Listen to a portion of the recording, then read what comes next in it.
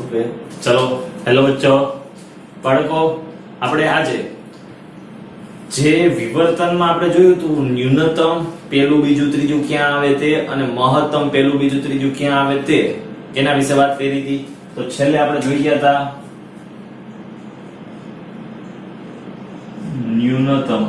ન્યૂનતમ ક્યાં મળે મને થીટા n બરાબર x રીતના પ્રયોગ માટે n લેમ્બડા બાય a મળે. મહત્તમ ક્યાં મળતું હતું મને મહત્તમ ક્યાં મળતા હતા થીટા n બરાબર n plus 1/2 lambda by a અહીંયા મહત્તમ મળતા હતા મને. તો ગ્રાફ આપણે જોયો તો અને ફોન ઓફરે આપણને આ ગ્રાફ આપ્યો તો આ ગ્રાફ આપણને ફોન ઓફર આપ્યો તો પૂછાય ફોન ઓફર વિવર્તન માટે તીવ્રતા વિરુદ્ધ વિવર્તન કોણ થીટા નો ગ્રાફ અથવા આલેખ. રેડી? ફોન ઓફર વિવર્તન માટે થીટા આ I તીવ્રતા વિરુદ્ધ થીટા નો ગ્રાફ. એટલે આ કેટલો ખૂણો છે એ તીવ્રતા વિરુદ્ધ. તો અહીંયા હું લઈ લઉં આ તીવ્રતા, અહીંયા y અક્ષ ઉપર તીવ્રતા લઈ લઉં અને અહીંયા લઈ લઉં થીટા. રેડી? તો પહેલી છે એ મહત્તમ તીવ્રતા મને મળતી હતી, બીજી એના કરતા થોડીક નાની મળતી હતી, ત્રીજી એના કરતા નાની, પછી એના કરતા નાની, આવી રીતના નાની થતી જતી હતી. રેડી? તો મહત્તમ છે અહીંયા વચ્ચે 0 હતું, અહીંયા શું આવતું હતું પેલું ન્યૂનતમ છે, આ પેલું ન્યૂનતમ પેલું અહીંયા 1 મૂકું તો લેમ્બડા બાય a આવતું હતું. તો બે બાજુ પેલા ન્યૂનતમમાં લેમ્બડા બાય a, પેલું આ મહત્તમ છે, આના પર જો પેલું મહત્તમ આ આવે છે તો અહીંયા 1 મૂકું તો શું થઈ જાય 1 અને 1/2 એટલે 3/2 lambda by a, 3/2 lambda by a. તો અહીંયા પણ પેલા મહત્તમમાં 3 લેમ્બડા બાય 2 એ થઈ જાય. બીજામાં અહીંયા 2 મૂકું તો બીજા ન્યૂનતમમાં પેલું ન્યૂનતમ બીજું ન્યૂનતમ મને મળ્યું હતું 2 લેમ્બડા બાય a, બીજું ન્યૂનતમ 2 લેમ્બડા બાય a. અહીંયા પછી શું આવે બીજું મહત્તમ, અહીંયા 2 મૂકું તો 2 + 1 અઢી એટલે 5/2 લેમ્બડા બાય 2 તો 5 લેમ્બડા બાય 2a. અહીંયા બીજું મહત્તમ આવશે 5 લેમ્બડા બાય 2a. તો આવી રીતના વધતું જતું હતું લેમ્બડા બાય a, પેલું ન્યૂનતમ બીજું ત્રીજું ચોથું એવી રીતના, પછી પેલું મહત્તમ બીજું મહત્તમ ત્રીજું મહત્તમ એવી રીતના. ઓકે, તો આ તો ફોન ઓફર વિવર્તન. આમાં એને ફોન ઓફર વિવર્તનમાં અમુક નોંધનીય બાબતો, થીટા વધે તેમ તીવ્રતા ઘટે અને પહોળાઈ ઘટે. જેમ થીટા વધારતો જાવ ને એમાંની પહોળાઈ છે ઘટતી જાય અને તીવ્રતા શું થાય એ પણ ઘટતી જાય છે. દેખાય છે આલેખમાં? ચલો પછી પેલા પહોળાઈ સૌથી વધારે હતી. પછી જો બીજો પોઈન્ટ કે તીવ્રતા છે ને, તીવ્રતા એ આપણે મધ્યસ્થ મહત્તમ એની તીવ્રતા એ કોના વ્યસ્ત પ્રમાણમાં છે તો કે સ્લિટની પહોળાઈ. આપણે જો મધ્યસ્થ મહત્તમ નું કોણીય સ્થાનાંતર જોતું હોય, આ કોણીય સ્થાનાંતર અહીંયા મધ્યસ્થ મહત્તમ આટલામાં બને છે. તો આ થીટા હતો તો આ કેટલો થઈ જાય થીટા જતો, આ થીટા હતું આ a by lambda by a મળ્યું હતું, આ બધી તે લેમ્બડા બાય તો આખું 2 થીટા. તો ઈ કોના વ્યસ્ત પ્રમાણમાં છે તો કે સ્લિટની પહોળાઈના વ્યસ્ત પ્રમાણમાં મને મળે છે. તો હું બીજો પોઈન્ટ શું લખી શકું કે મધ્યસ્થ મહત્તમની કોણીય પહોળાઈ એ સ્લિટની પહોળાઈના વ્યસ્ત પ્રમાણમાં છે. આ કોણીય પહોળાઈ ઈ કોના વ્યસ્ત પ્રમાણમાં છે સ્લિટની પહોળાઈના. તો મધ્યસ્થ મહત્તમની કોણીય પહોળાઈ એટલે થીટા એ કોના વ્યસ્ત પ્રમાણમાં છે સ્લિટની જાડાઈના વ્યસ્ત પ્રમાણમાં છે. એટલે આ એના વ્યસ્ત પ્રમાણમાં છે સ્લિટની જાડાઈના. તો આ બે પોઈન્ટ થયા. ત્રીજો પોઈન્ટ જોઈએ જરા. લેમ્બડા બાય a આ જેમ નાનું એમ વિવર્તન ઓછું, જેમ મોટું એમ વિવર્તન વધુ, કેમ કે વધારે ફેલાય. નાનું તેમ વિવર્તન ઓછું અને લેમ્બડા બાય a મોટું તેમ વિવર્તન વધુ. રેડી? ક્યારે વધુ ક્યારે ઓછું વિવર્તન, આ ફોન ઓફર વિવર્તન કહેવાય. એના માટે I વિરુદ્ધ થીટા નો ગ્રાફ આપણે આવી રીતના મળે. એ આપણે આગળના સવાલમાં આખો જોઈ ગયા હતા, જેમાં આપણે આ બે સૂત્ર આપ્યા હતા. આ બે સૂત્ર ઉપરથી આપણે આ જે બે ન્યૂનતમ મળે છે, પહેલું ન્યૂનતમ અને બીજું ન્યૂનતમ, આ બે વચ્ચેની કોણીય પહોળાઈ જોતી છે. તો પહેલા ન્યૂનતમની કોણીય પહોળાઈ θ1 કેટલું છે λ/a, બીજાની 2 λ/a, તો બે વચ્ચેનું અંતર કેટલું હોય λ/a, તો આપણે ઈ શોધીએ. પછી બે મહત્તમ વચ્ચેની કોણીય પહોળાઈ શોધીએ. રેડી? તો ચાલો આ ભૂસી નાખું છું. હવે આપણે આગળ જોઈએ. હવે આપણે જે છે એ અગત્યનું છે નાના નાના MCQ માટે અને નીટ લેવલના જો અથવા ગુજકેટ લેવલના સોલ્વ કરવા હોય તો આ કામ લાગશે.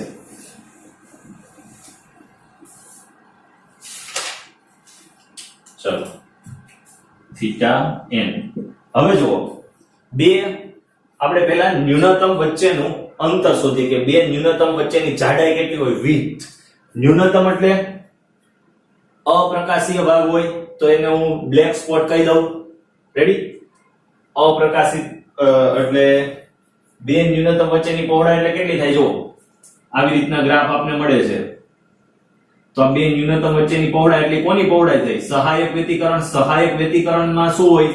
લાઈટ વધારે હોય તો વધારે લાઈટ એટલે ઈ બ્રાઇટ સ્પોટ, એટલે આપણે વધુ લાઈટ હોય એની વાત કરીએ. તો જો લખો અહીંયા હું, એક સ્લિટ વડે થતા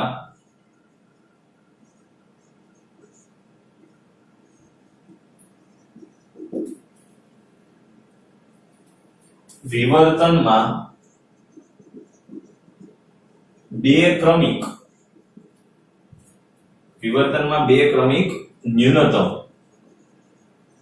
વચ્ચેની પહોળાઈ, કોણીય પહોળાઈ એટલે થીટા શોધીએ.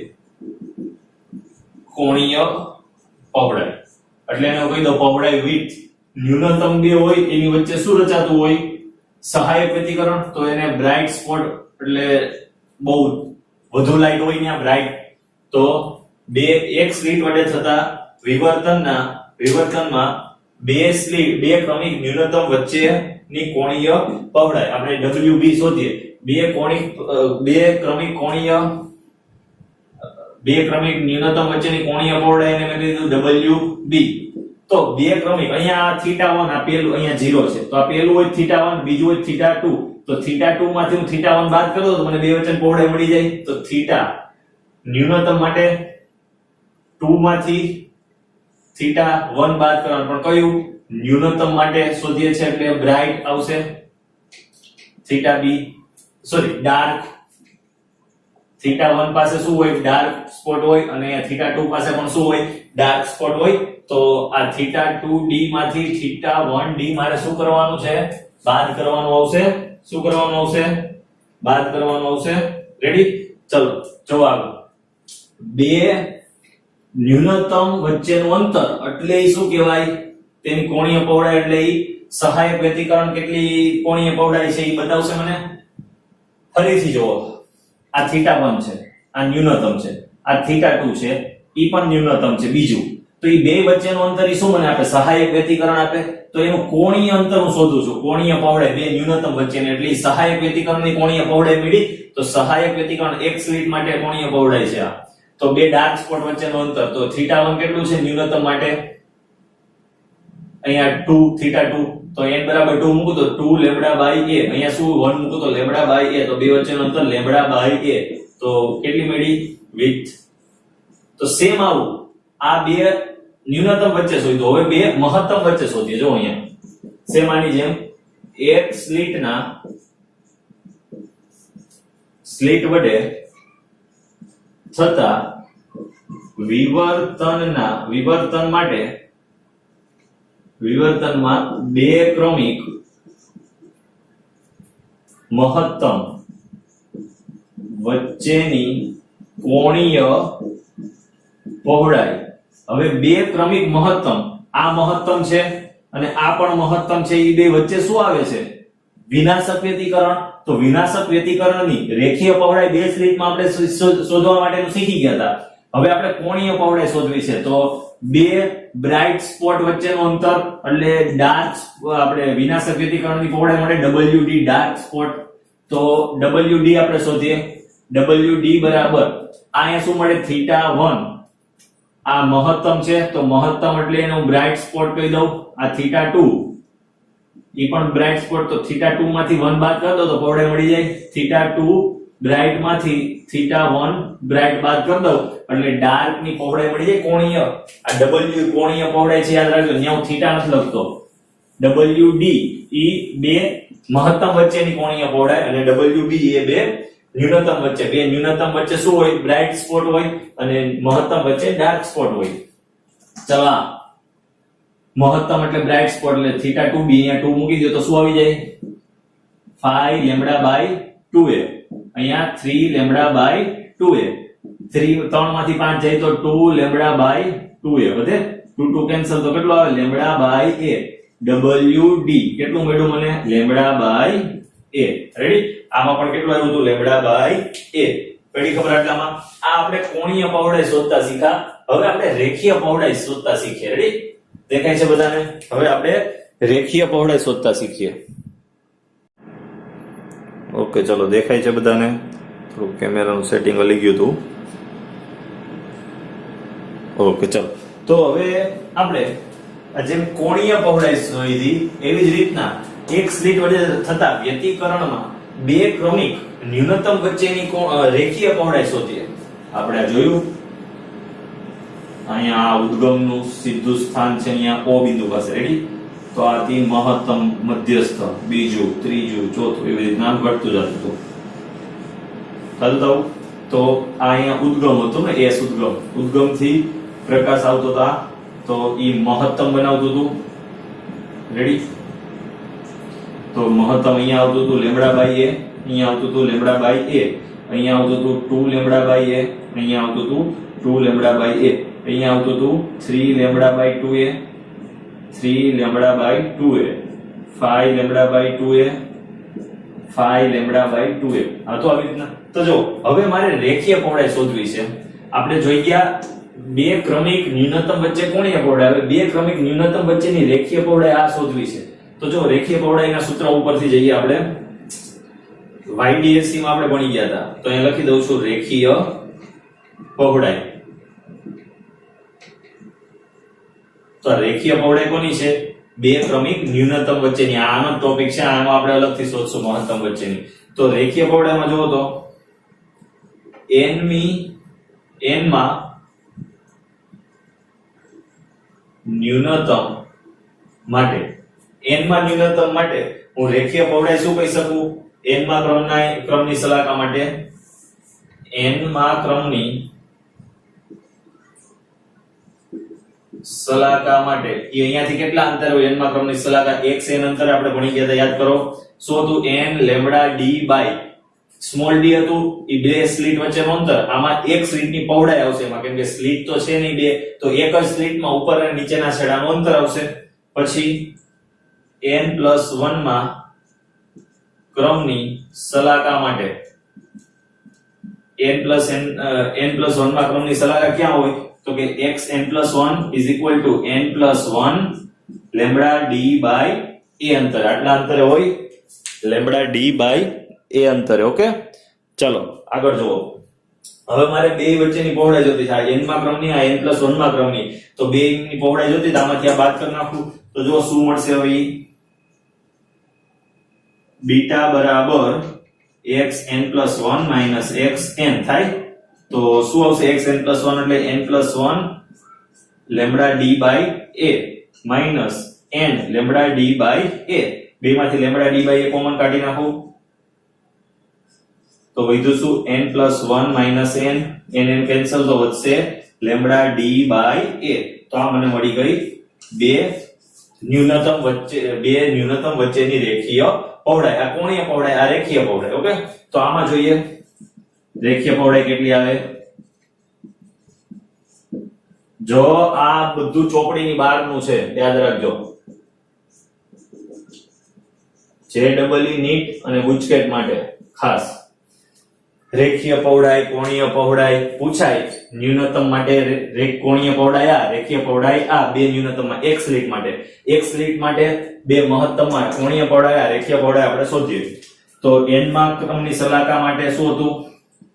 n માં ક્રમની સલાકા માટે હું શું લખી શકું? n માં ક્રમની સલાકા માટે xn બરાબર મહત્તમ માટે n પ્લસ 1/2 લીધું હતું ને આપણે અહીંયા n plus 1/2 lambda d by small d ની જગ્યાએ અહીંયા આવી જશે સ્મોલ a n પ્લસ 1 માં ક્રમની સલાકા માટે હું શું કહી શકું?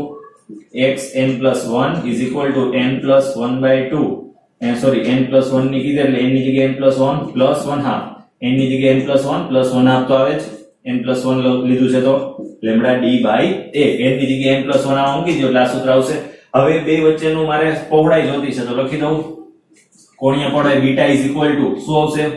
xn plus 1 minus xn n plus 1 plus 1/2 lambda d by a minus n plus 1/2 lambda d by a તો lambda d by a common કાઢ લઉં તો વચ્ચે શું n પ્લસ 1 પ્લસ 1/2 માઈનસ અંદર જાય તો માઈનસ n માઈનસ 1/2 તો n માઈનસ અને માઈનસ 1/2 કેન્સલ વચ્ચે 1 1 into lambda d by d lambda d by a ready beta is equal to lambda d by a. તો બેની જો કોણીય પહોળાઈ અને રેખીય પહોળાઈ સરખી આવે છે. પ્રકાશિત સલાકાકીય પ્રથમ ન્યૂનતમ વચ્ચેની બે ક્રમિક રેખીય પહોળાઈ અને કોણીય પહોળાઈ મહત્તમ અને ન્યૂનતમ વચ્ચે કેવી આવશે? સમાન આવશે. તો ફટાફટ ચલો આ નોટ કરી લ્યો. આ MCQ માં પૂછાય તો લખવા માટે કામ લાગશે. ચલો ફટાફટ પછી આપણે આગળ જઈએ. ચલો કરો. હવે આપણે બીજું મધ્યસ્થ મહત્તમ સલાકા આજે મધ્યસ્થ મહત્તમ સલાકા છે એની વાત કરવાની. ચલો પૂછી નાખું. ઓકે ચલો 3 2 1 ચલો આજ ભાગ ખાલી પૂછીએ. આ આકૃતિની જરૂર પડશે એટલે આટલા ભાગમાં આપણે બીજી થોડી અગત્યની બાબતો જોઈ લઈએ.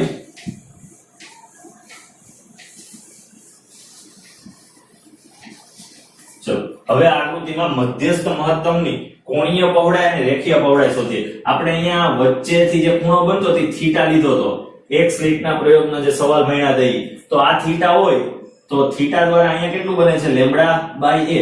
તો આ પણ કેટલો હોય? થીટા જ હોય એના દ્વારા કેટલું બને છે? Lambda by a. તો આખું કેટલું થઈ ગયું? 2 થીટા. તો 2 થીટા બરાબર 2 થીટા બરાબર કેટલું બને છે? આ લેમ્બડા બાય a આ લેમ્બડા બાય a તો 2 ટાઈમ્સ લેમ્બડા બાય a આખું અંતર થઈ જાય. તો મારે મધ્યસ્થ મહત્તમની કોણીય પહોળાઈ કેટલી છે? 2 થીટા. તો જુઓ મધ્યસ્થ મહત્તમ માટે પેલું હું વાત કરું કોણીય પહોળાઈ. કોણીય પહોળાઈ મધ્યસ્થ મહત્તમની મારે જોતી છે. મધ્યસ્થ મહત્તમની કોણીય પહોળાઈ મને કેટલી મળશે? w બરાબર હું વાત કરું તો અહીંયા મેં કીધું કેટલી થાય? આખું મધ્યસ્થ મહત્તમ છે. આ થીટા હોય તો આ પણ થીટા હોય તો આખું કેટલું થઈ જાય? 2 થીટા બરાબર કેટલું થાય આટલું? આ લેમ્બડા બાય a આ લેમ્બડા બાય a તો 2 ટાઈમ્સ લેમ્બડા બાય a થઈ જાય. તો મધ્યસ્થ મહત્તમની કોણીય પહોળાઈ કેટલી થાય? મધ્યસ્થ મહત્તમની એક સ્લિટના પ્રયોગમાં કોણીય પહોળાઈ પૂછે તો આવશે 2 થીટા અથવા 2 લેમ્બડા બાય a. ઓકે ચલો હવે આગળ જુઓ. હવે રેખીય પહોળાઈની વાત કરીએ. બીજું રેખીય પહોળાઈ મને કેટલી મળે? મારે આ શોધવી છે. આ છે ને 2 લેમ્બડા બાય a અંતર. મારે આ અંતર શોધવું છે. આ કેટલું થાય? તો જો આ આખું આવી રીતના ગોળ બનતું હોય તો આ શું થઈ ગયું? શું થાય? ત્રિજ્યા આ ખૂણો અને આ ચાપ. તો કોણીય પહોળાઈ શોધીએ તો શું મળશે મને? ખૂણો બરાબર ચાપના છેદમાં ત્રિજ્યા. મારે ચાપ શોધવાની છે. આ ખૂણો કેટલો છે? આ 2 થીટા. ચાપ મારે શોધવાની છે. શોધવાનું છે એને બીટા નામ આપી દો. મારે બીટા જ શોધવાની છે ને. પહોળાઈ બીટા 0 નામ આપી દો કેમ કે મધ્યસ્થ મહત્તમની છે. ત્રિજ્યા કેટલી છે? આ ત્રિજ્યા કેટલી હોય?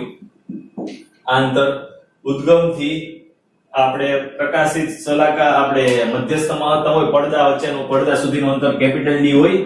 પડદા સુધીનું અંતર પડદા ઉપર આ પડતું હોય તો બીટા 0 ને કરતા બનાવવું. આ જે આપણે જોવા મળે છે એ પડદા ઉપર જોવા મળશે. અમે ગ્રાફ બનાવ્યો છે. આ ગ્રાફ મતલબની એટલું ઘાટું આપણે એટલો પ્રકાશ વધારે હશે.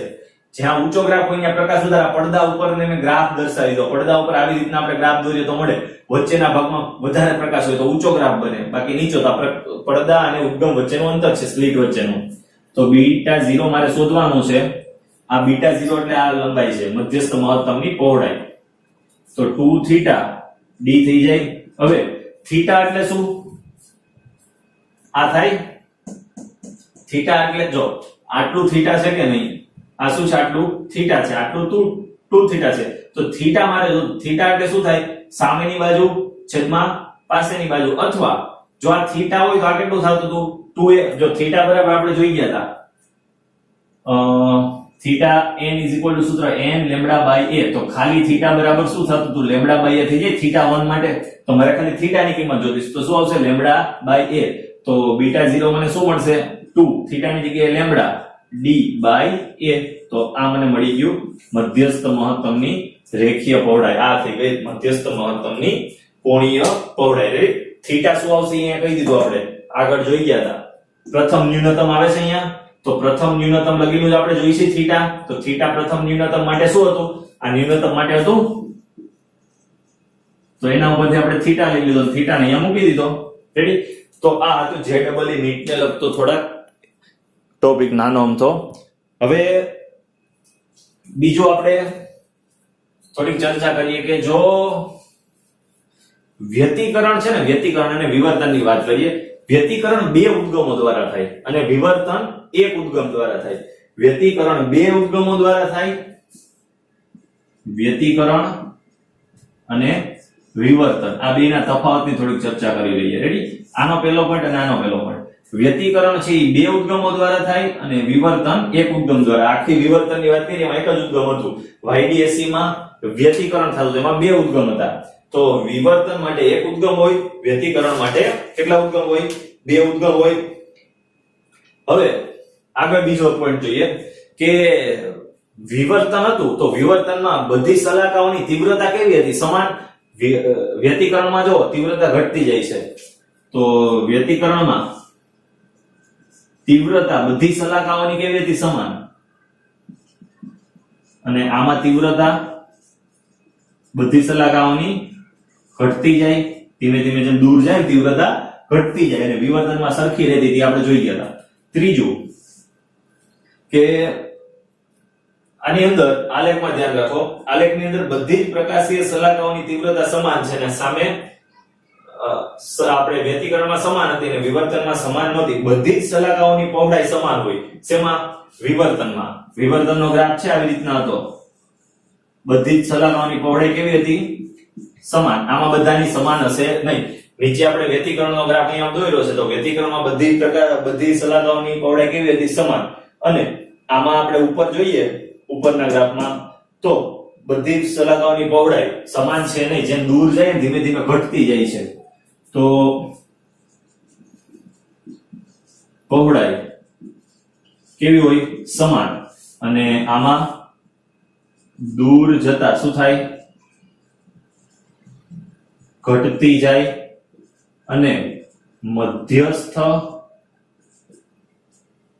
મહત્તમ ની પહોળાઈ સૌથી વધુ હોય. મધ્યસ્થ મહત્તમની પહોળાઈ સૌથી વધુ હોય. જેમ દૂર જાય એમ શું થાય? પહોળાઈ ઘટતી જાય. ઓકે. તો આ થઈ ગયું આપણે વિનાશક આપણે વ્યતિકરણ અને વિવર્તન વિશે વાત. તો વ્યતિકરણ એટલે બે સ્લિટની જરૂર પડે, વિવર્તન એટલે એક સ્લિટની જરૂર પડે. તીવ્રતા સમાન હોય, તીવ્રતા ઘટતી જાય. બે શલાકા વચ્ચેની પહોળાઈ હંમેશા દરેક વખતે કેવી રીતે સમાન. આમાં જેમ દૂર જાય એમ શું થાય? ઘટતું જાય. વિવર્તનમાં આપણે જોયું ને કે આ ધાર છે, તો ધારેથી પ્રકાશ આમ નીચે જાય તો થોડાકમાં ભાગમાં પ્રકાશ ધીમે ધીમે ધીમે ધીમે ઓછો થતો જાય, પછી આ પ્રકાશ બંધ થઈ જાય. તો આપણે સેમ ઈ વસ્તુ હતી આમાં. ઓકે. તો વ્યતિકરણ અને વિવર્તનની આ હતું. હવે બીજો એક વૈજ્ઞાનિક આવે છે રિચર્ડ ફેનમેન.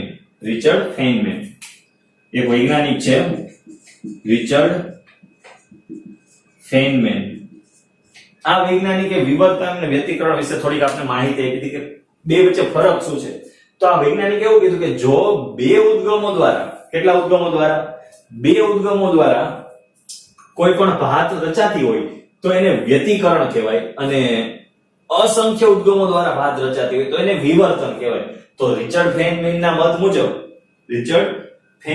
મત મુજબ વ્યતિકરણ કોને કહેવાય અને વિવર્તન કોને કહેવાય એ હાવ અલગ જ વ્યાખ્યા હતી. રેડી. કે બે ઉદ્ગમો દ્વારા શું રચાય એને કીધું? વ્યતિકરણ. અને સંખ્યાબંધ ઉદ્ગમો દ્વારા શું રચાય? વિવર્તન. એને એવું કીધું સંખ્યાબંધ બહુ બધા ઉદ્ગમો હોય ને એ ભેગા થાય તો આપણે પડદા ઉપર જે જોવા મળે એ વિવર્તનની ઘટના હોય, અને બે જ ઉદ્ગમો દ્વારા વ્યતિકરણ હોય. પણ આપણે હકીકતમાં બે ઉદ્ગમો દ્વારા વ્યતિકરણ નહીં, એક ઉદ્ગમ દ્વારા વિવર્તન જોયું. તો રિચર્ડ ફેનમેનના મત મુજબ આવું હતું, બે ઉદ્ગમો દ્વારા વ્યતિકરણ, સંખ્યાબંધ ઉદ્ગમો દ્વારા વિવર્તન થાય. રિચર્ડ ફેનમેન આવું કહેતો હતો આપણે કે આવું થાય, પણ આપણે આ ભણ્યા છે. ઓકે, તો આ હતું વ્યતિકરણ વિશે આખો ટોપિક, JEE નીટ ને લગતો. તો થોડીક આમાં એનસીઆરટી ની પણ આપણે વાત કરી દીધી, વૈજ્ઞાનિકોની. રેડી? અને થોડીક આ બધી આ જે ભણ્યા સૂત્ર આજના લેક્ચરમાં એ ખૂબ જ અગત્યના છે, MCQ માં આવે છે અને દાખલાઓમાં પણ આવે છે કે ન્યૂનતમ પેલું ક્યાં મળે, બીજું ક્યાં મળે, 10મું ન્યૂનતમ હોય તો શોધો. આપણે બાકીની બધી વસ્તુ આપી હોય. રેડી? તો 10મું ન્યૂનતમ હોય તો અહીંયા n બરાબર કેટલું મૂકી દેવાનું? 10. એટલે 10માં ન્યૂનતમની શું મળી જાય? કોણીય પહોળાઈ, રેખીય પહોળાઈ અને કોણીય પહોળાઈને આપણે સૂત્ર તારવી લીધા. તો આવતા લેક્ચરમાં આપણે હવે થોડુંક ધ્રુવીભવન વિશે ભણવાનું છે. સોરી, ધ્રુવીભવન તો નહીં, પણ આવતા લેક્ચરમાં આપણે વાત કરવાની છે માઇક્રોસ્કોપની ક્ષમતા વિશે વાત કરવાની છે થોડીક, અને ફ્રેનલ અંતર વિશે થોડું વાત કરશું, જે કેવી રીતના આપણે માપી શકીએ, દાખલામાં પણ ઉપયોગી છે.